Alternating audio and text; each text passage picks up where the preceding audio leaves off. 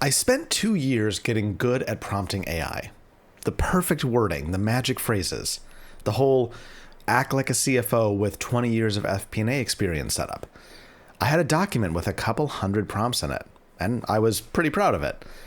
Then last month, I watched an AI agent take a job I would have broken into 15 separate prompts and just run it, start to finish.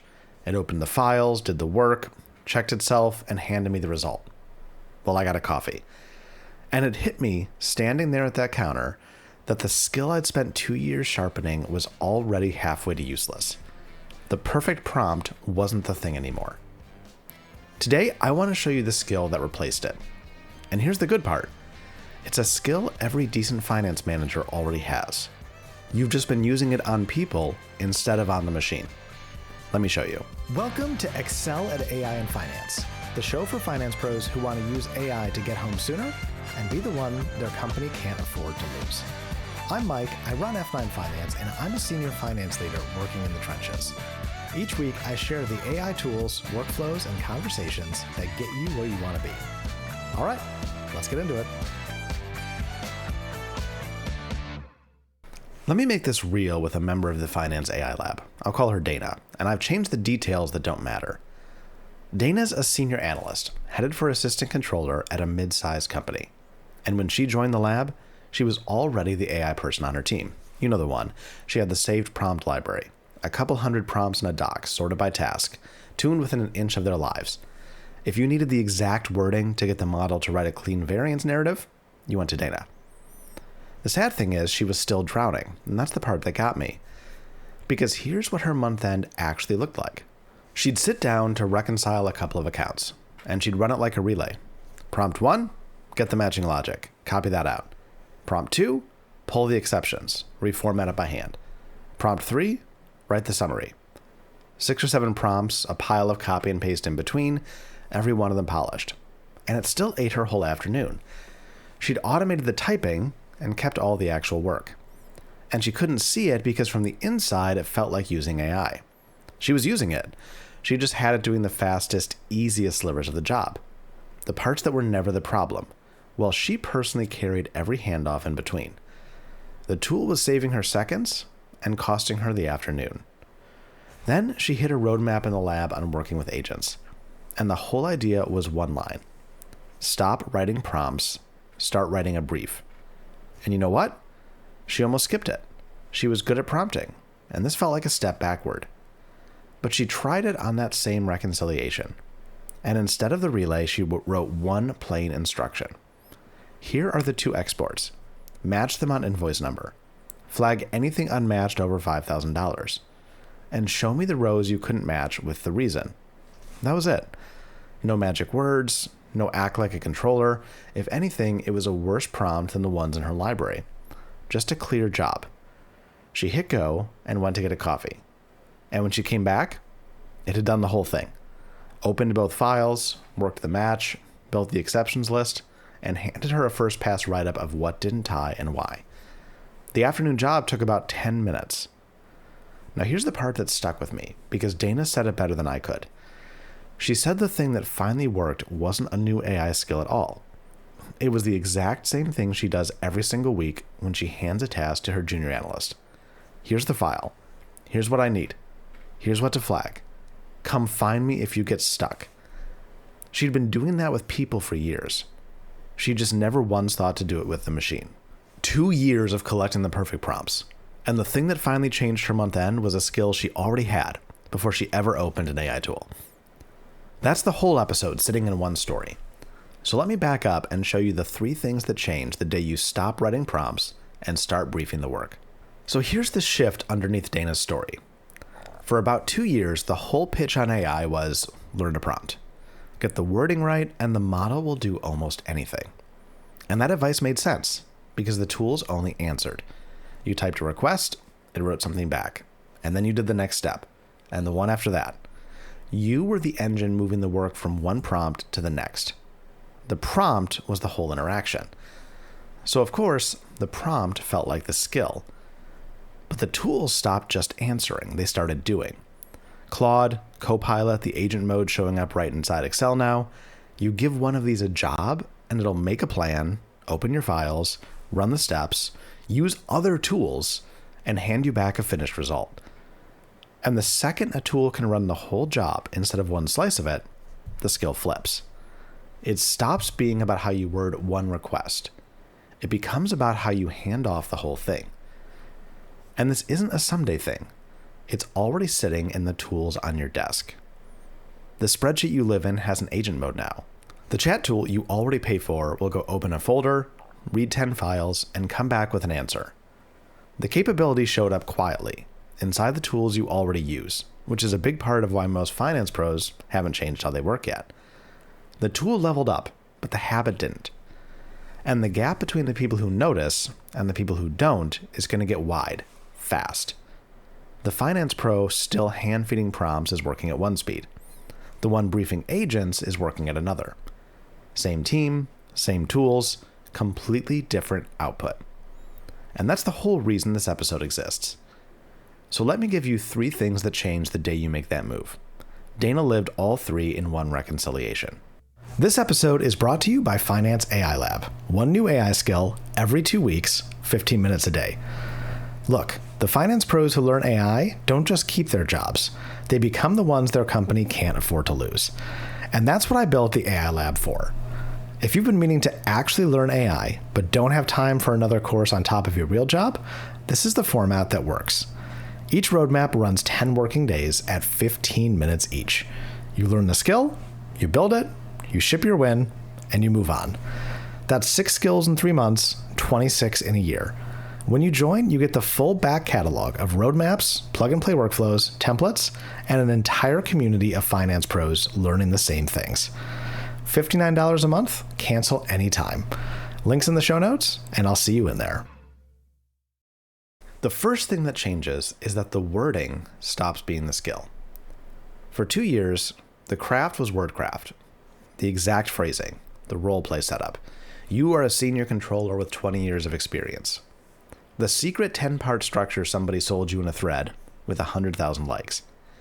And with the old chat and answer tools, that stuff genuinely moved the needle because the model got one shot and the words were the only thing it had to go on. With an agent, that barely matters. And I want you to really sit with that because it's the hardest one to swallow for anybody who got good at prompting. The magic words don't do much anymore.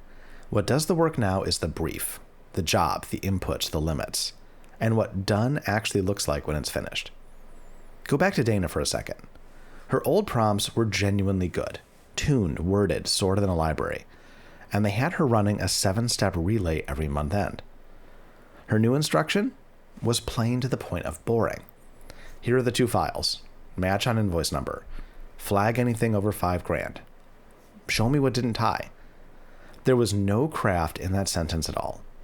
And that's the one that ran her whole afternoon in 10 minutes. Here's the tell, and you can run it tomorrow. Take the ask that flops as a one-shot prompt. Build me a variance analysis. Type that, and you get something generic and hollow back, because you didn't actually tell it anything. Now, hand that same ask to an agent as a brief. Here's the file. Here's last month's format. Walk every line that moved more than 10%. Pull the driver from the Notes tab. Flag anything you're unsure about. Same model, same data, but now it's useful. The difference was never the wording. It was whether you spent the 60 seconds to scope the job before you hit go. And most finance pros skip that 60 seconds, and I get why. For 2 years, the whole internet told them the job was the prompt. Nobody told them the prompt was the easy part, and the thinking was the job. So they polished sentences and wondered why the machine kept handing back mush. And it shows up everywhere in finance, not just reconciliations. The board commentary you rewrite every quarter. The forecast refresh. The ad hoc the CFO drops on your desk at 4 o'clock. Every one of those is a job you could brief instead of a prompt. And the plain, well-scoped version beats the clever one every time. I've stopped being impressed by anyone's prompt. I get impressed by how clearly someone can describe the job. The fix in one line.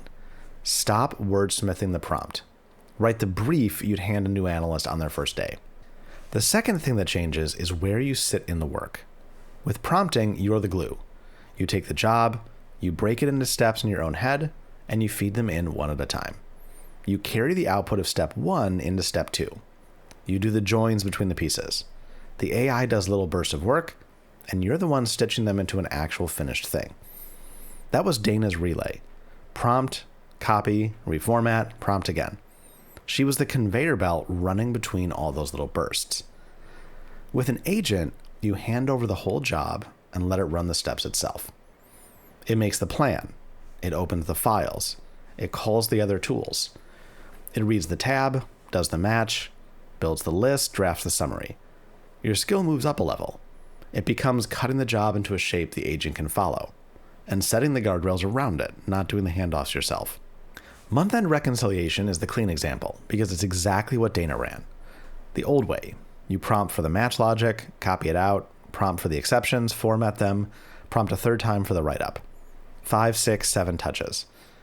The agent way, you give it the 2 files, the matching rule and the threshold, and it produces the exception list and the first pass narrative in one go. Well, you're not even at your desk. Scale it up, and it gets obvious. Think about a quarterly reporting pack. Pull the actuals, compare to plan, build the variance table, draft the commentary, format it to the template. That's a dozen steps across 3 files. And for years, that was a full day of you being the glue. Brief it as one job with the template and the rules attached, and the agent runs the whole chain and hands you a draft to react to. Your day goes from building it to judging it. That's the shift in one deliverable.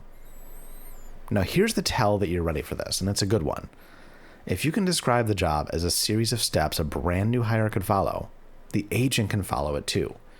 And if you can't, that's not the agent's problem. That's the actual work, and it was hiding under all that prompting the whole time. Half the reason people can't get an agent to do their job is that they've never once written down what their job actually is, step by step. They just do it on muscle memory. So the move here is almost old-fashioned. It's the thing a good manager does when they delegate. You don't hand your analyst a vague wish and hope, you tell them the sequence. First pull this, then match it against that. Here's the rule for the weird cases. Here's what to do when you hit one you can't solve. That's not a prompt, that's a work instruction. And a work instruction is what an agent runs on. And here's what that turns you into, which I think is the real point. You stop being the person doing the 15 little tasks, and you start being the person who runs the work.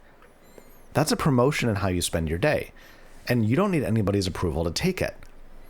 The analyst briefing 3 agents through 3 jobs at once is doing manager-level work, whether or not the title has caught up yet.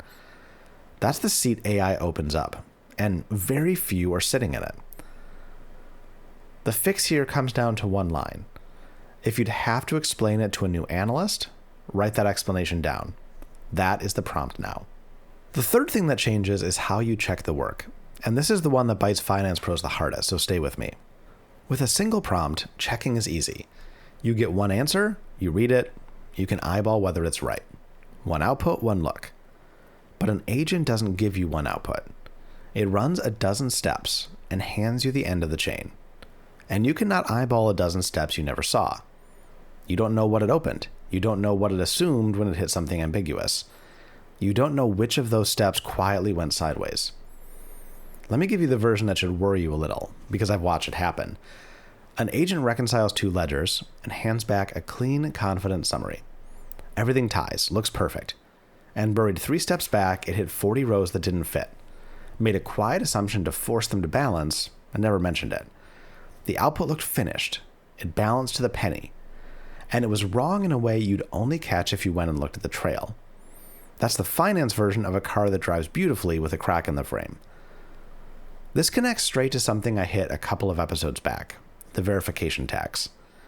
Everything AI hands you has to be checked before you can trust it. And with an agent, the check isn't reading one answer. It's auditing a process you didn't watch. So the whole skill becomes scoping the job so it's checkable in the first place. You build the receipts into the brief. So what does checking the trail look like? You don't rerun the whole thing. You spot check the seams. You ask it right there in the brief for the 3 or 4 things you'd want from a junior anyway. The rows it matched and the ones it couldn't. The assumptions it made when the data got messy. The count that should tie tied out loud.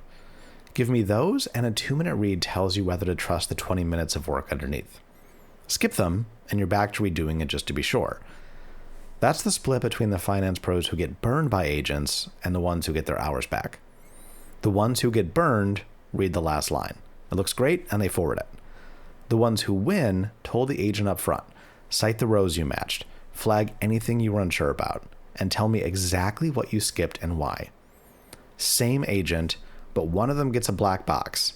The other gets a result with its work shown that they can sign off in a glance. And that one habit, asking for the work to be shown, is the thing that keeps your name off a mistake the machine made on your behalf. The fix?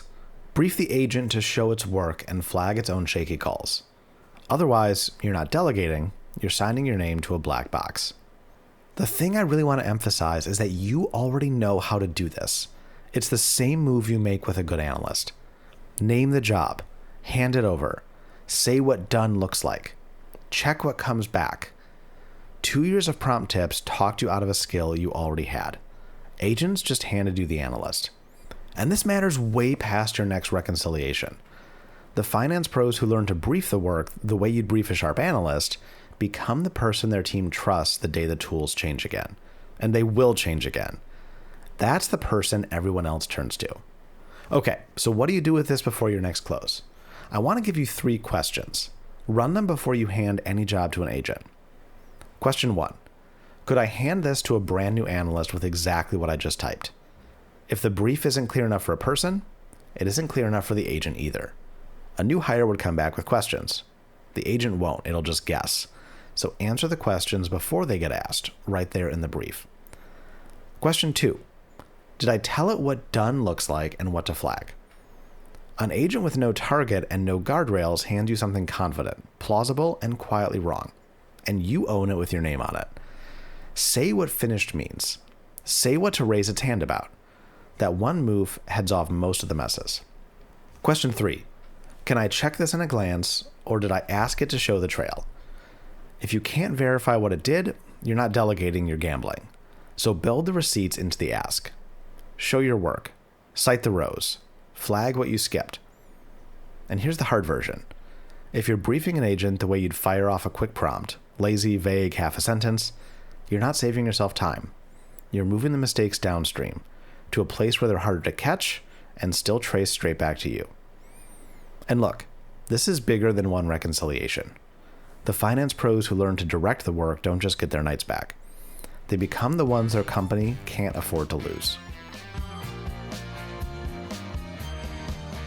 And that's this week's show. If you got something out of this, do me a favor and rate it on Apple Podcasts, Spotify, or wherever you listen. It's the fastest way to help another finance pro find it. And if you want more from me between episodes, the AI library is where I drop the prompts and templates I'm actually using. I'll also send you my free weekly newsletter, Finance AI Insider, with tips, tricks, and hacks just like this. The link's in the show notes, and I'll catch you over there. Until then, this is Mike signing off from F9 Finance. Cheers.